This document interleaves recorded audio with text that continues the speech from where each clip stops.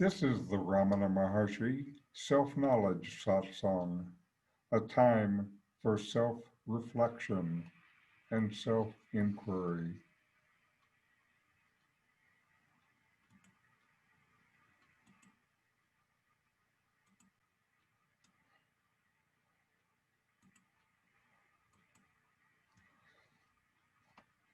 I'm Richard Clarke. I'm a seeker like you, sharing what we love. I have been blessed with years of deep teaching, so I do this satsang to bring this to you. The background image today is Ramana with a monkey. Ramana had a special relationship with animals of all kinds. They would approach him freely and he would interact with them.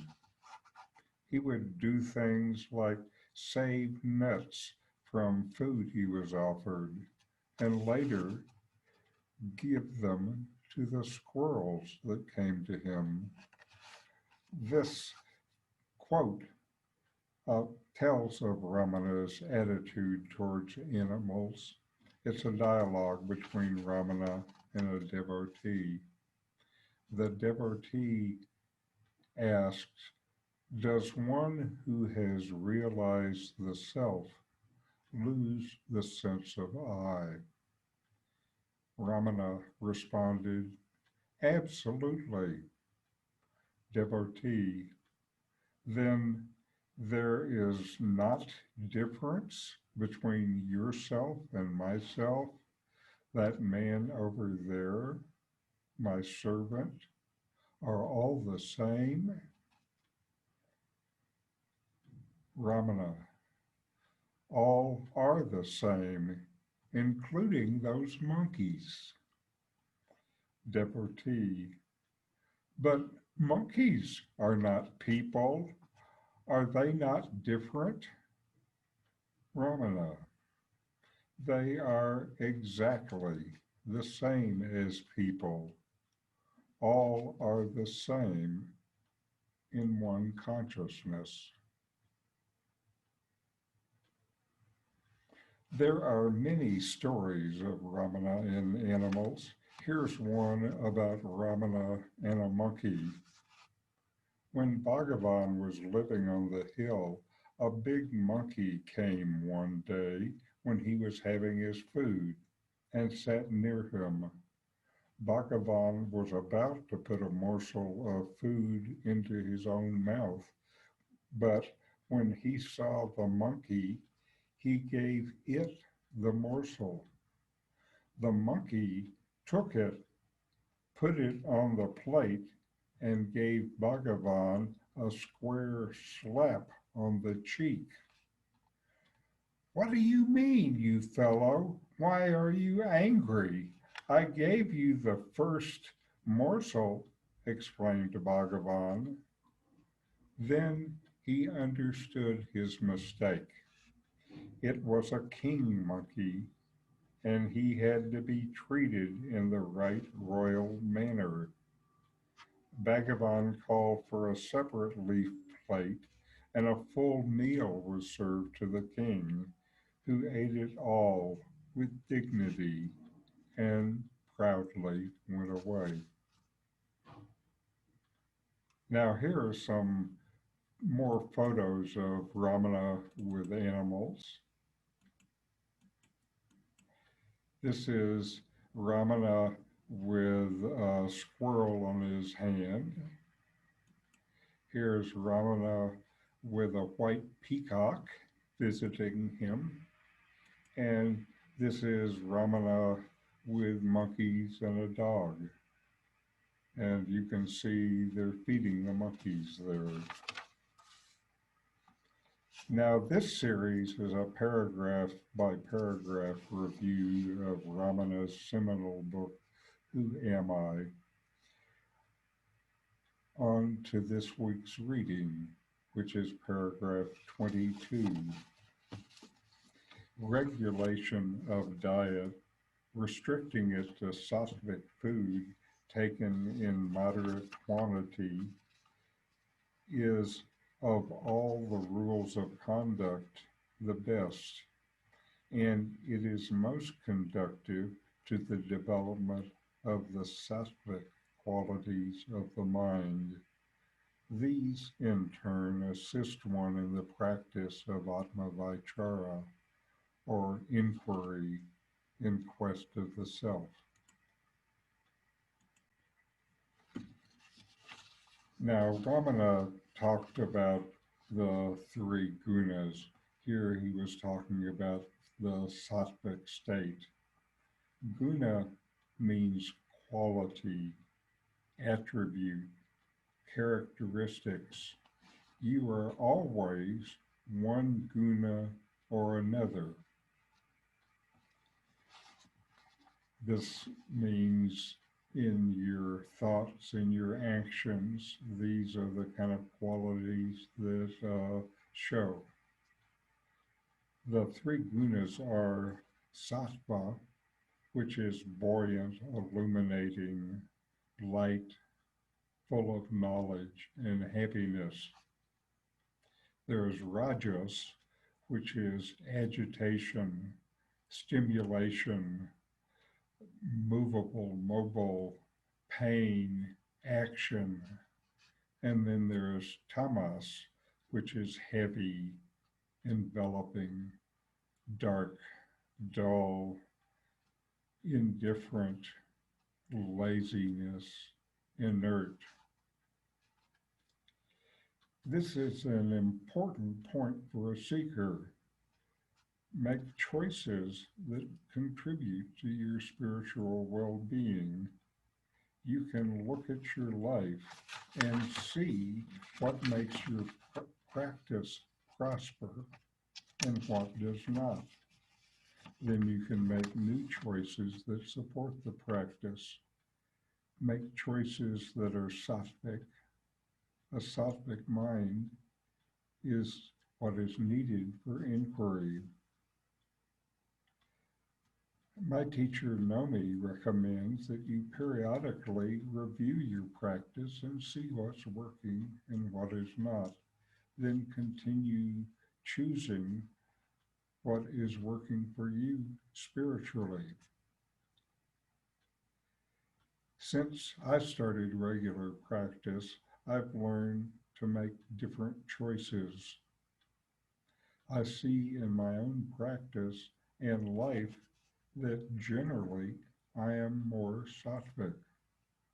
I have fewer times of agitation, rajas, or dullness, tamas. This provides a strong support to practice, being been sattvic more times than I was before. So what is working in your spiritual practice? What helps it? What seems to hinder it? What choices can you make to deepen your practice? What choices bring you to a more sattvic state? Is your own liberation important to you? If so, then you can make choices to support your liberation. Note that these understandings and practices are only preparation for deep spiritual inquiry. The gunas are for the body and mind. But Ramana asks, are you a body? Now on to our videos for the week.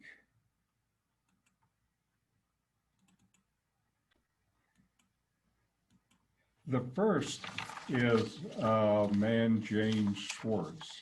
And I've known James Swartz for about 15 years. I first encountered him when I was with a friend near Arunachala, and it was an early time there, and we were lost in the forest. and I saw a big rock, maybe 10 feet tall, and there were two people on it.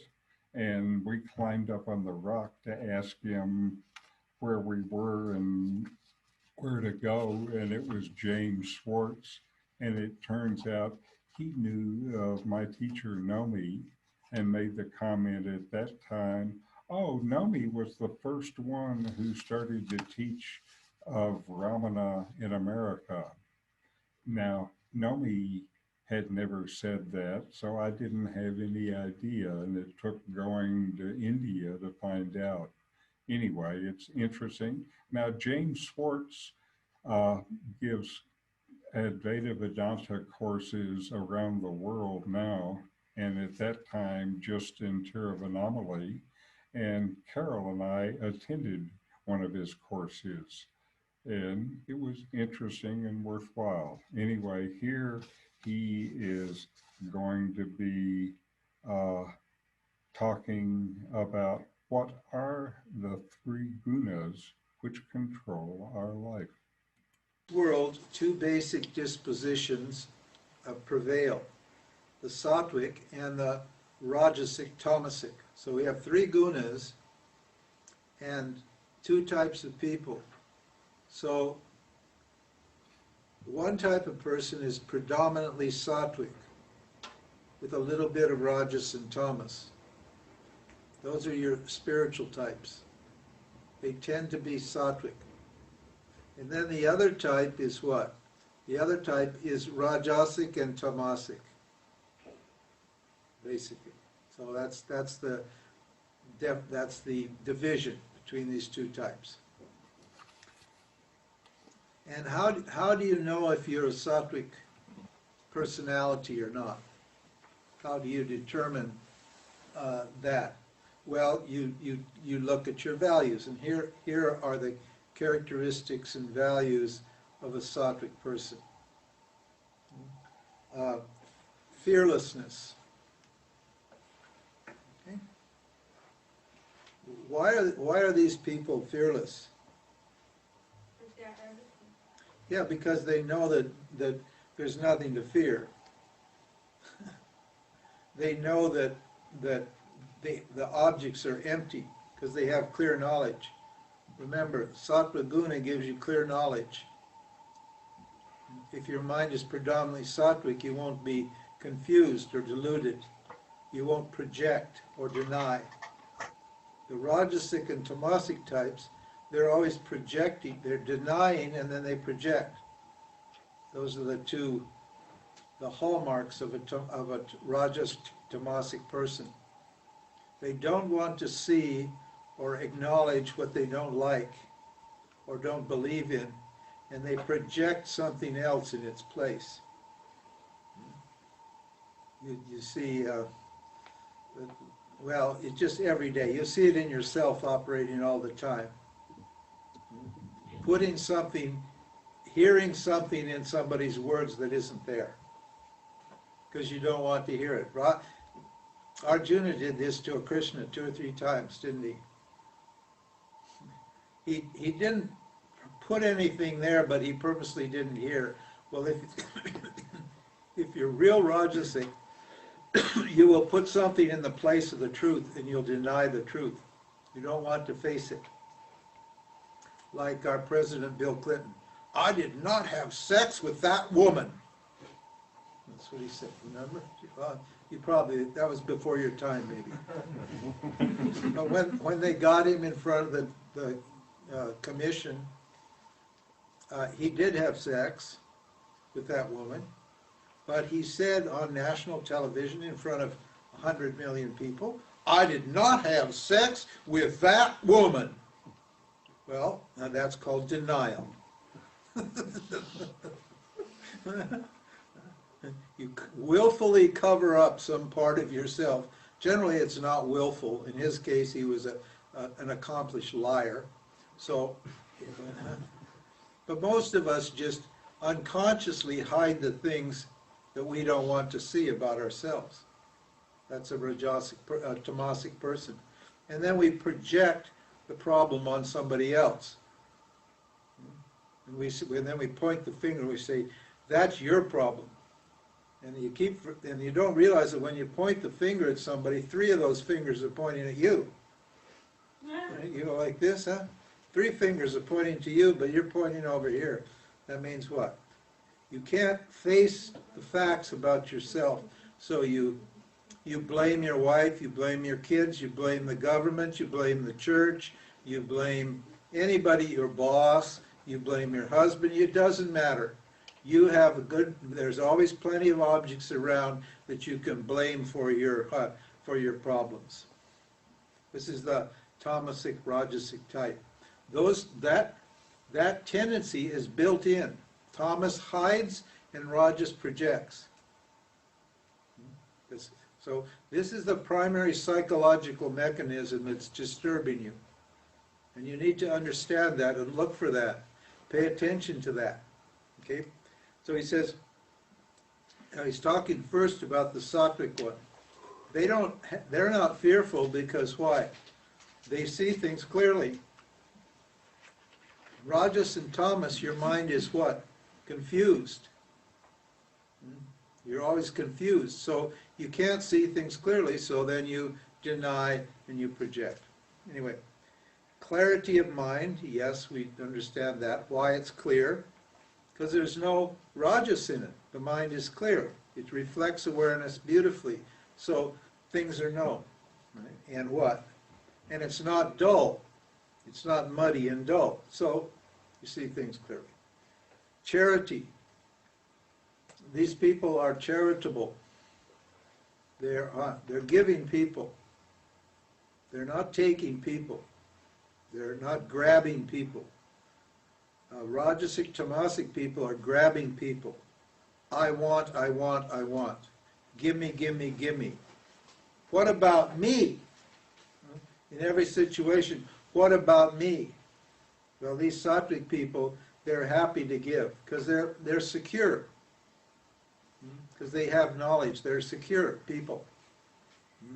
So they're generous people. They can give without feeling they're losing anything. Tamasic and rajasic people don't like to give because they feel they're losing. They don't see they're gaining by giving. They see they're losing by giving. So they're tight. They hold. They don't want to share their feelings with you. They don't want to share their thoughts with you. They don't want to share their time with you. They don't want to share their money with you. They don't want to share. Oh, no, no. It's all about me. I might lose something. There's fear there in these people. Tamas is fear. Why are you fearful? Because what? You're in the dark. There's a cloud over your consciousness. And when it's dark, what happens? If they turn out the lights here, immediately everybody will go, what's happening? And you'll think, oh, maybe there's a boogeyman, a thief behind the cabinet. When the lights are on, you wouldn't think there's somebody hiding in the cabinet going to steal something or hurt you, will you? But as soon as the lights go on, you start, oh my God, what's going on? Because you're fearful, because you can't see. So these people, their minds are cloudy and they're full of fear. Judicious restraint, that means they're able to what? Think about their desires and fears before they act. They're able to restrain themselves. It doesn't mean they don't have desires. It doesn't mean they don't act. It means they think about it before they act. Because they understand there are consequences for this. If you're clear, you'll think about the consequences of what you do before you do it. If you're rajasic, you won't. You'll just go do it. And then you'll have to pick up the pieces later. Then you'll collect karma later, and then you'll be agitated because you have to get karma. And you say, why am I getting this bad karma? And your mind will be so busy, you what? You say, that couldn't be my karma, and then you'll blame somebody, you'll project it on somebody else. All happen all the time. So these people can control themselves. They can think. Think it out. They're intelligent people. You should run your life by knowledge, not by your feelings. You should think deliberately and put forth actions intelligently, consciously act in every situation. Keeping in mind all the knowledge that you have, right? self-knowledge and worldly knowledge. Put it all together and see what's reasonable, what's sensible, what's intelligent here. And if you got feelings telling you to do something, you should think twice about it. Understand? Otherwise, you're going to collect karma. You'll definitely collect karma, because if you disturb your environment, you disturb the people around you, then what? Boom, that'll come back on you. And you don't want it to come back on you.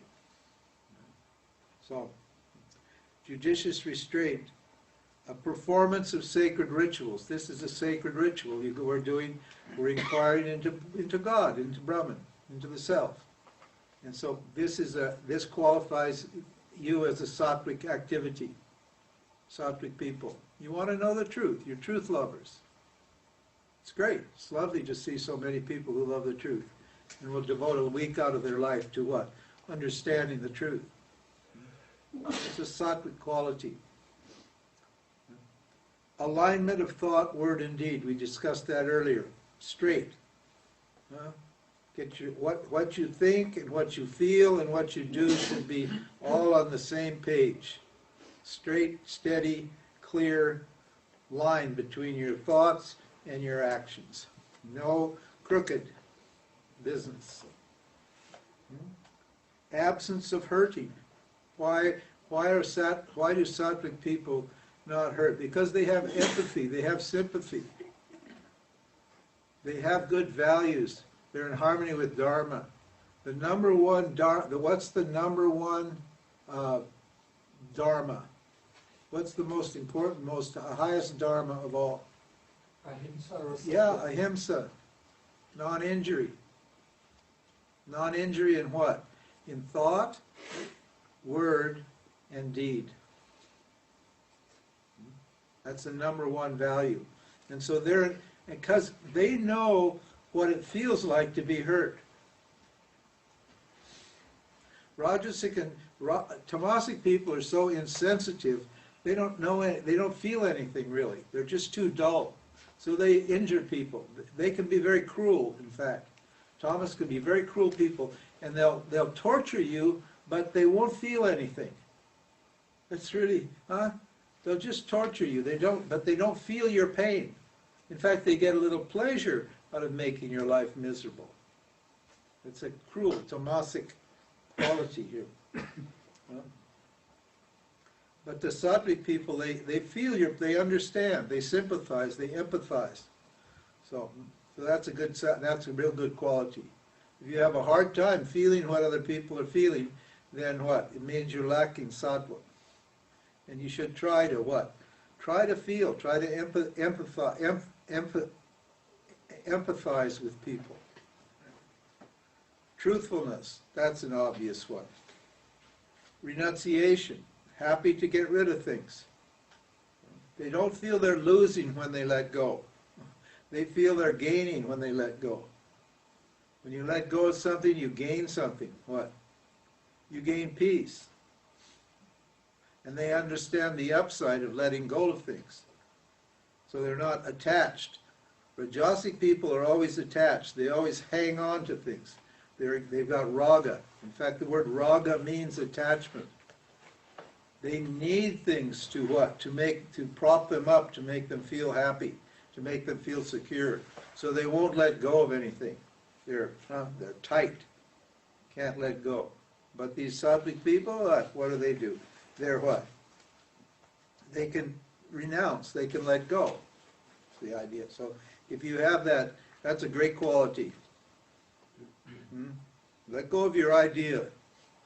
If your idea is not right, if it's not in harmony with the situation, if you see that you're not going to get what you want, drop your idea. You see it's not appropriate to think like this in a certain situation, then let go of your idea. But these tamasic people, they'll hold on to an idea and they'll keep trying to force that idea on the situation over and over and over again, and make you accept their idea. Even though it isn't going to work for them, they don't care. Rajasic people, the same story. Right? So they don't want to let go. Ability to resolve negative emotions. It doesn't mean satvic people don't have negative emotions. It means they what? They know how to what? Purify those emotions. What's the number one way to clean your emotions? Karma yoga. That's a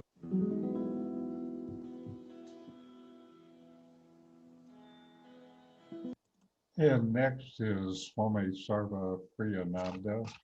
And the Swami is a great contemporary spokesperson for Advaita Vedanta, and he speaks to a wide variety of audiences.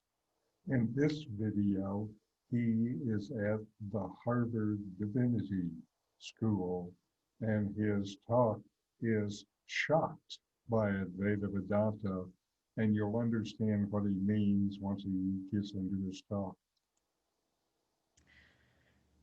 Friends, I read somewhere that the famous physicist Niels Bohr, he said that if you are not shocked by quantum mechanics, you have not understood quantum mechanics. An acquaintance and friend of mine, Ankur Barua, who teaches Indian philosophy at Cambridge University, the other Cambridge, across the pond. So he begins his Advaita Vedanta class. His handout begins with, if you are not shocked by Advaita Vedanta, you have not understood it. I'm going to speak about a school of Vedanta. Akshar spoke about one school. I'm going to speak about another school, Advaita Vedanta, the non-dual Vedanta. Now, what is it that's so unique and strange and remarkable and even shocking about Advaita Vedanta? It's helpful to see what Advaita Vedanta is not. That gives us a good sense of what it is. Religion, the kind of religion we are most familiar with, and most of us we study here at the Divinity School, is faith-based. So you are told by your tradition, by your books, by your teachers, that God exists, and you have to believe in God and surrender to God, and there are devotional practices. But notice, all of that is based on faith. It starts with belief, and it's belief which sustains you for a long time. And the problem with this approach is a very beautiful approach, and it's the most common approach. You find it across the religions of the world. But the only problem with this approach is it's vulnerable to skepticism. It always has been, and especially in today's age. You just have to listen to a few minutes of Christopher Hitchens, bless his heart, and Richard Dawkins, and Sam Harris, Daniel Dennett, to know what I'm talking about. To those who are much too emotionally involved, even to the point of fanaticism, I prescribe a course of Dawkins and Sam Harris and Christopher Hitchens. As against this, there is another kind of religion, an experience-based religion. So it's not that you have to believe in something, but that these things, God and an immortal soul, and they can be experienced. This experience-based approach, I think this is what made Swami Vivekananda so popular when he came to this country in the late 19th century, to a land which thought of religion as faith. In fact, the most common word for religion even today is faith. He said that religion does not consist in believing doctrines, it consists in actually realizing the truths of religion. If God exists, I must be able to see God. If I have an immortal soul, I must feel it. The basic idea is that there are extraordinary experiences which are called mystic experiences, which, if you have them, they reveal to you the truths of religion. The claims of religion are validated by mystical experience. A classic text in the Indian tradition of this type would be the Patanjali Yoga Sutra. It was no accident that Swami Vivekananda chose that as the first book to translate and publish from the Vedanta Society of New York, his famous Raja Yoga. It's based on the Yoga Sutras. But even here, that's not Vedanta either. That's not Advaita either, the path of mystical experience. Even the path of mystical experience, it can be critiqued. Suppose you have wonderful experiences, very spiritual experiences. A neuroscientist and a doctor can come and tell you that there's no doubt that you felt these things. We are not denying that, but it's just this little problem. You have a little tumor in your brain which is pressing against such and such nerve, and that's what's giving you these experiences. It does not really tell you that there is a God or an immortal soul or that we are all one. In fact, recently there was a very popular YouTube video about a neuroscientist. She got a stroke, and for some time, because of that hemorrhage in her brain, the experience was of a feeling of oneness, universal oneness. And she talks about it, and that talk became very popular. Many people have seen it.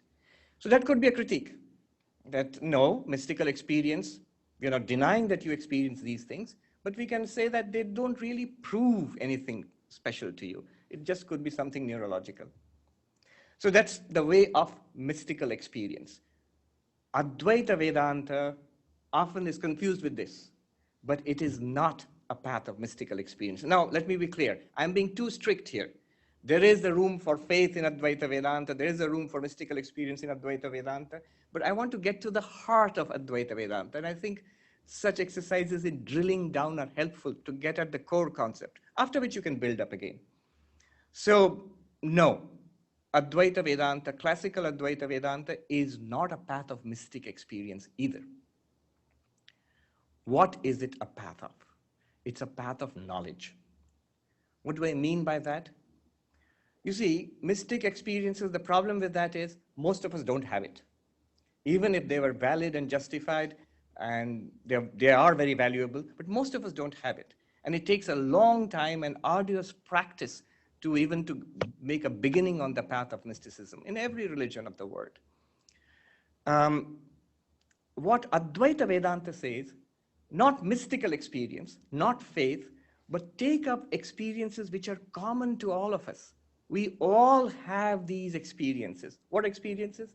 Waking, dreaming, deep sleep. I mean, I hope you're all in the waking state right now, because Advaita Vedanta has a tendency of putting people to sleep. But these are experiences we all have every day. And that's all that is needed for Advaita Vedanta. Then you go to these texts, and they will guide you through a process of reasoning based upon experiences which we all have: waking, dreaming, deep sleep, the seer and the seen, the different layers of the human personality. We are all aware of our bodies, our breath, our mind, our intellect. We're all aware of it. That's all you need on this path. And the promise is, the claim is, on the basis of these common experiences of humanity, we will start a process of enquiry, which will lead you to the core of Advaita Vedanta, the knowledge which Advaita Vedanta embodies, that we are one with the Absolute, that our reality is, and that we are one with God, to put it in a very broad sense, Aham Brahmasmi, I am the Absolute, and that can actually be experienced, or more clearly, it can be realized. It's an existing reality, not accomplished. They say praptasya prapti, that which you already have attained, you attain it again. So this is Advaita Vedanta at its heart, not a path of believing something, not a path of seeking extraordinary mystical experiences, but a path of a spiritual philosophical inquiry. And very quickly, I'm not saying Advaita says you can argue your way to God, not that kind, but reason is it takes you to the very verge, after which there is an intuitive jump that has to occur. The journey in Advaita Vedanta is not a journey in space. You're not going from here to there. Sometimes I see when you're driving around the United States, you find these huge posters. Heaven is a place. Call 1-800, something like that, So now what does that mean? It's very interesting. It's a place. That means it's not this place, it's that place, and you have to go there. Advaita Vedanta is not a journey in place. The Brahman, which we are speaking about, the absolute reality, it's there everywhere, it's there here and there too. It's not a journey in time. Again, some of the billboards will say, after death, very ominous, big letters, after death, you will see God. Call 1-800, something, it will be written there. Now, but what's interesting is after. After is a time word. Not now, then. So you have to wait through time. It's a journey through time. Advaita Vedanta is not a journey through time. It's not about something that's going to happen later. that reality which we are, which Advaita Vedanta is trying to point out about ourselves, is a reality now and then and every when, all the time. It's not a journey from us to something else. The reality which Advaita Vedanta speaks about is not an other, not something different from you. It's our own reality, not as we know ourselves. Because Advaita Vedanta claims that we are terribly, terribly mistaken about ourselves. Swami Vivekananda would often say, if only you knew yourselves as you really are. So that's what Advaita Vedanta wants to say. It's not a journey from us to something else, journey from one object to another object or subject to some other object. Rather, it's a realization of the reality about ourselves. Not a journey in space, not a journey in time, not a journey from one object to the other. I'm sort of translating Hindi pravachans, the talks given by the acharyas of Vedanta in Hindi, Desh, Akal, Vastu. I'm translating that into English. So what is it a journey? What kind of spiritual journey does Advaita speak about? It's a journey from ignorance to knowledge. What kind of ignorance? Ignorance about our real nature. We do not know what we really are. To a knowledge of our real nature. A knowledge, of course, is a living reality and a vibrant, experienced reality. This is called spiritual realization. So this is the uniqueness of Advaita Vedanta. It's a delicate point to make, but if you think about it, you begin to see there's something really remarkable about what Advaita is trying to tell us. Vedanta for the 21st century. I'm careful about the time. I haven't started yet. That's why I was looking at the clock. Let me make a beginning. What can we say, what can Advaita give us in the 21st century? I'm going to share with you 3 big ideas, none of which are mine. I'm just sharing them with you. 3 big ideas for the 21st century from Advaita Vedanta. First, Advaita Vedanta and the hard problem of consciousness. Right now, in the last 20 years or so, and right now we are in the midst of a boom in consciousness studies, in research into consciousness, maybe prompted by the recent developments in technology and neuroscience. And it's a multidisciplinary subject. There are computer scientists who are interested in it, linguists and philosophers and psychologists and doctors and neuroscientists and brain scientists. So many people are interested in consciousness studies. The question is, what is consciousness? And it's a mystery. There almost every other day you find new articles coming up. There either be the mystery of consciousness, one kind of article, or the other kind of article would be consciousness explained, breaking news.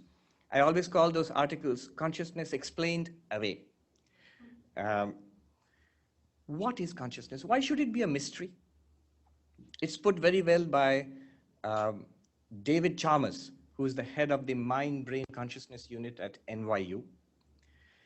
He coined the term the hard problem of consciousness. Why is it so difficult? There are these easy problems, easy within quotes. They're not easy, but comparatively. What is going on in our brain is correlated to our conscious experiences. So I feel a pinprick, maybe a pain. And the brain scientist looks at what neurons are firing in my brain and correlates. Oh, those firing of those neurons is causing this pain. So it's a science of correlations. This kind of neuronal activity is related to this conscious event. That's one kind of consciousness studies.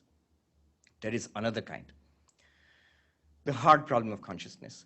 How is it that we, all of us, sentient beings, have this inner movie playing within our heads all the time? Sights and sounds and smells and touch and thought. The Kena Upanishad, which we chanted at the beginning, the first verse starts with, impelled by what do our minds think? What is it? Impelled by what shining do we see? Do our eyes see? Do our tongues speak? What is that one thing which gives us all these first-person experiences? See, the question of the hard problem of consciousness, which has been formulated or reformulated in our times by David Chalmers, thousands of years ago, this very question, the Upanishad begins with this question. Advaita begins with this question and ends with its answer. Why should it be so strange? Think about it.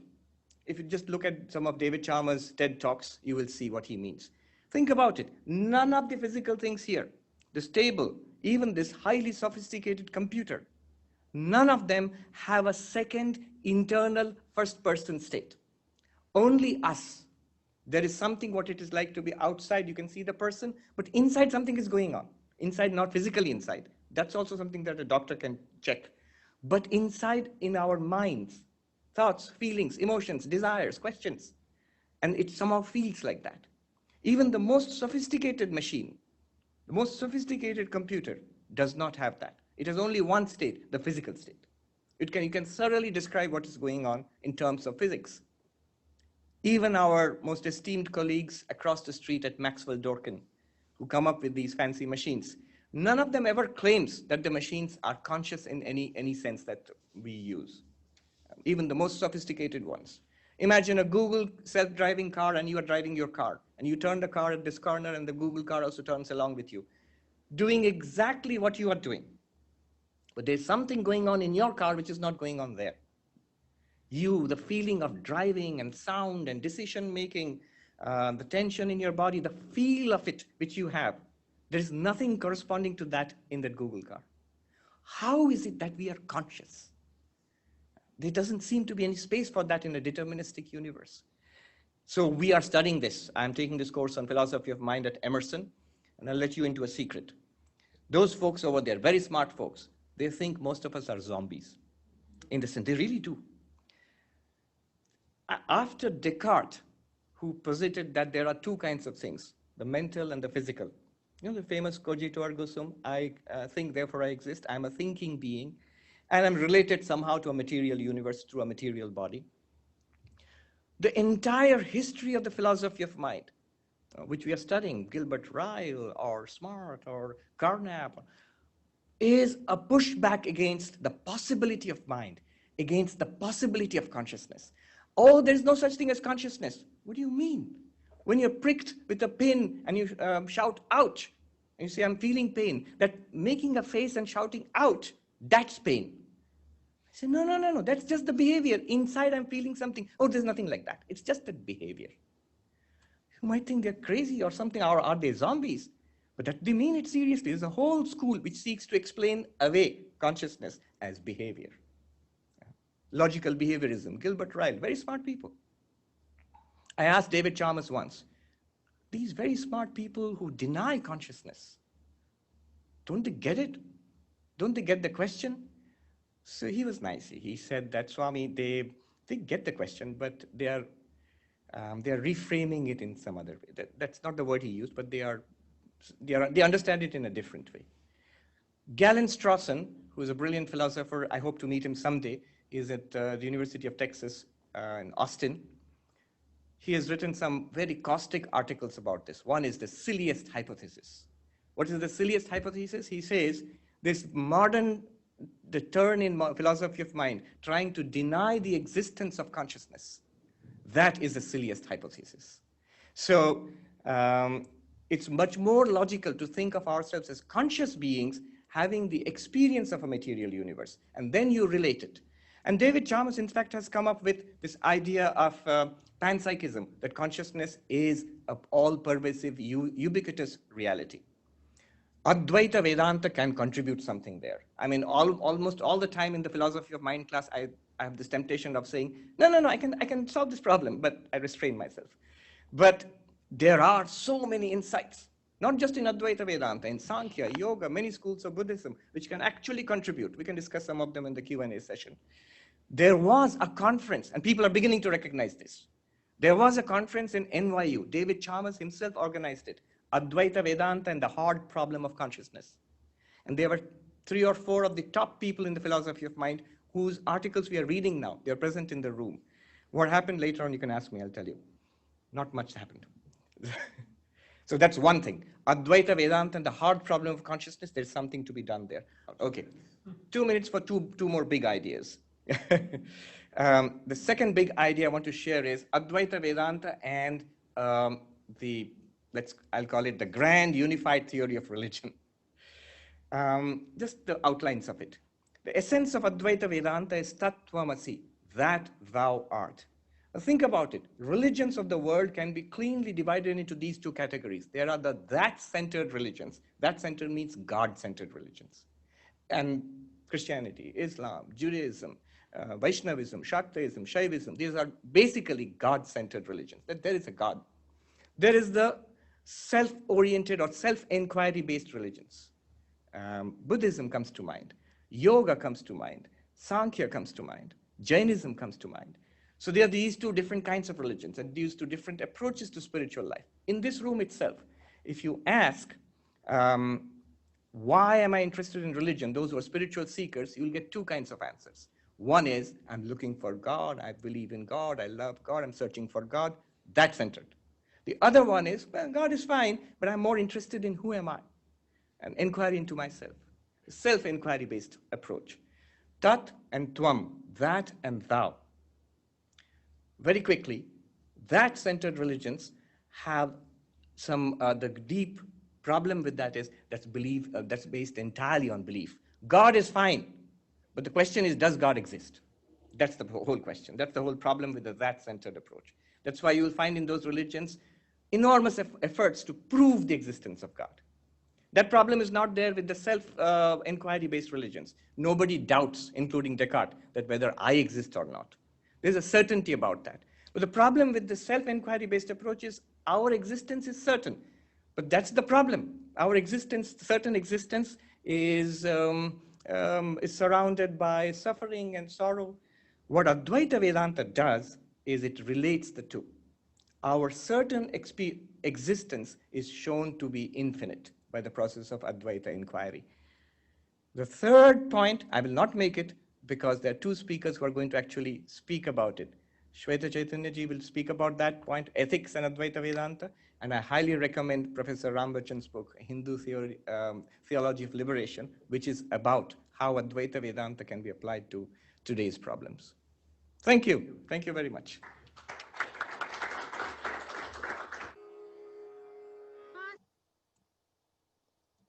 And now we'll listen to Nome as Nome talks about one of the things that the Swami talked about, and that is the Hindu teaching Atma.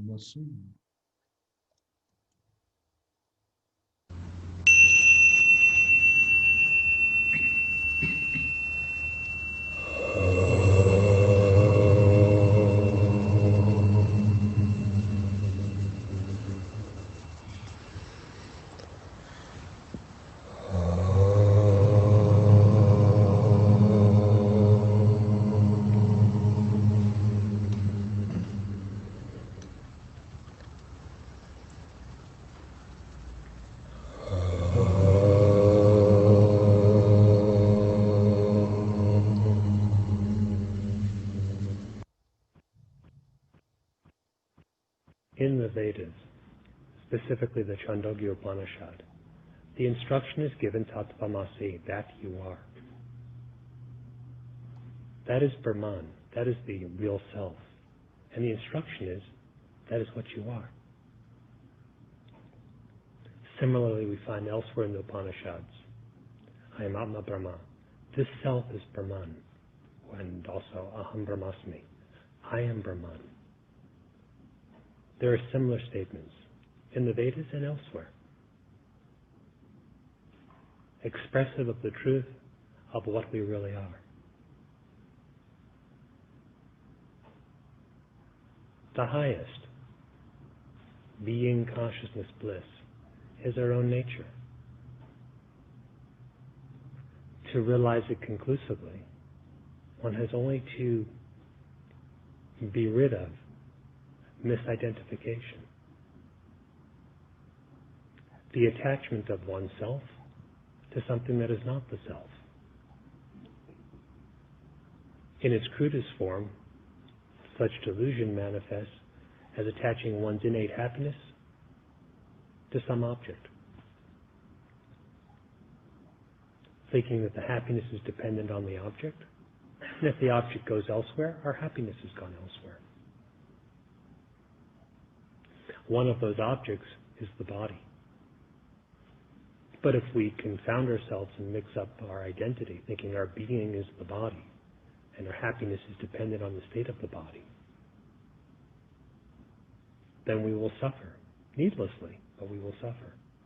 The suffering being merely an absence, or a veiling, rather, of the happiness.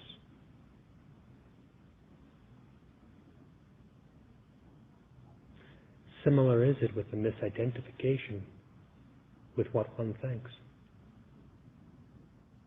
If you consider yourself to be what you think, then your state changes as your thinking changes. If you are the mind or are in the mind, the immaculate, innate freedom of the infinite consciousness, which is our real nature, you are that, is veiled. The truth, the happiness, the consciousness, do not go elsewhere, no more than you ever cease to exist. But ignorance acts like a veil. It is merely a case of imagination. If that imagination can be put an end to by any means, that which is innate, our own true self, shines. Well, again, it's always shining, it's always existing. Just as you always exist, and you always know you exist. And the fact that you are, and the knowledge that you are inseparable.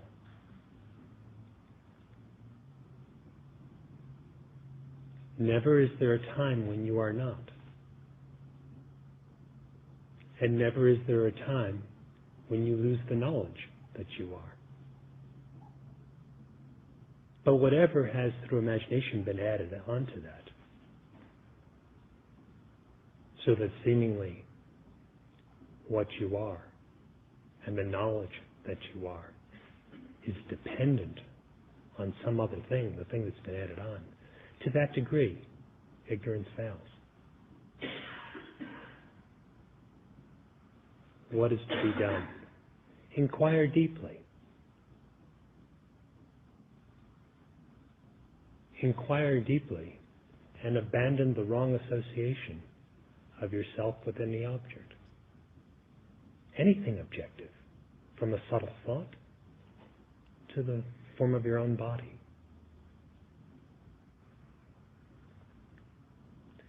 If we pursue such inquiry, who am I? The ideas of I and my connected with other things, something imagined to be broken off in the midst of vast, limitless being, which is what we really are. Such imagination ceases. Even the idea, expediently used for purposes of spiritual instruction, that one is in ignorance and later one is out of ignorance, is not entirely true. Who are you? Who are you always?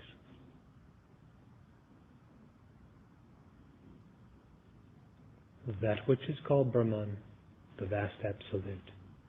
That which is called the self, the only self that you really are. That which is called God, beyond which there is nothing else. That is our very existence. Treat it as something else, as something distant from you, or as a particular state of mind, and it will seem to be elsewhere, or that it will seem to come and go. Set aside the objective outlook. Make your inquiry non-objective. Detach yourself from false transitory appearances. And know yourself as you really are. Then you find the indestructibility of the knowledge of truth is just the fact of your very being. Now we will take a few minutes and meditate. Inquire. Breathe in and breathe out. Notice the breath as it comes in, as it goes out. Take long, slow breaths. And now inquire, investigate within yourself. Am I a body? Ramana says that misidentification with the body is chief among misidentifications, and that you can get rid of, if you can get rid of this idea, then other misidentifications will be much easier to resolve. One approach to this is to see that the body is always objective to you, known by you. You are the knower, not the known.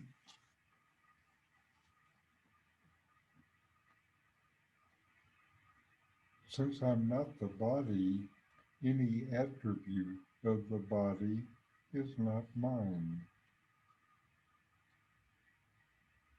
If I'm not a body, how can I be a doer?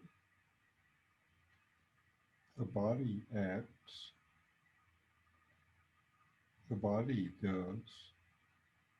Do I?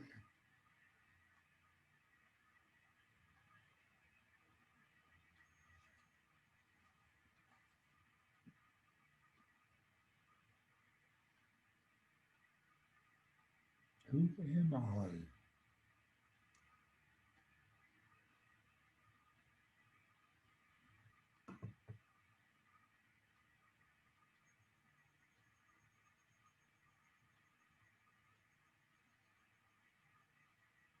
All right, we'll end with a short chant.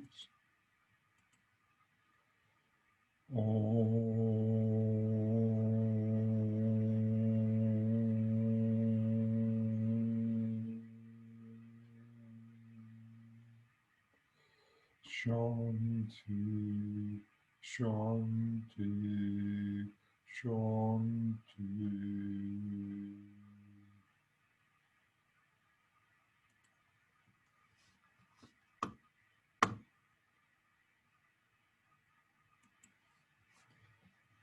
If this satsang was of interest to you, I have more for you: a free book site, a YouTube site, and my blog. The URLs will be on the screen next. These satsangs will continue in the coming weeks with this series based on the Ramana Maharshi book, Who Am I? Thank you for letting me share this teaching with you.